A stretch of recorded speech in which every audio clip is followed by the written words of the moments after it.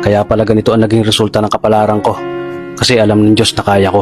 Sa edad kong to, napagod na akong magmadali. Kaya lahat ng ginagawa ko ngayon, ini-enjoy ko na lang.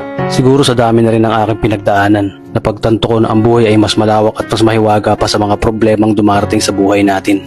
Tumatanda na tayo, baka sa kakahabol natin sa masagana at maayos na buhay, ay hindi na natin nai-enjoy ang buhay. Baka nabubuhay na lang tayo dahil nape-pressure tayo sa sasabihin ng ibang tao.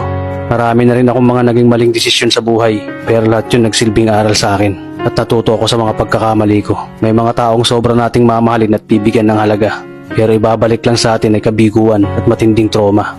Kaya wag nating lilingunin ng mga taong tulad nila dahil mas payapa kapag hindi ka na interesadong malaman pa kung ano pang balita sa kanila. At wag mong idepende ang sarili mo sa kahit kanino. Tandaan mo, kahit sarili mong anino, iiwan ka din nito kapag madilim na ang paligid mo. Kailangan natin matutunan na huwag ikumpara ang sarili natin sa iba dahil hindi natin laban ang laban nila. Karera mo to, di nila karera. Dahil ang buhay ay hindi naman nasusukat sa kung sino ang mayaman, kundi kung sino ang payapa. Kaya galingan mo lang palagi tol dahil napakaraming tao mapanghusga, hihilahin ka pababa at lagi mo tong tatandaan.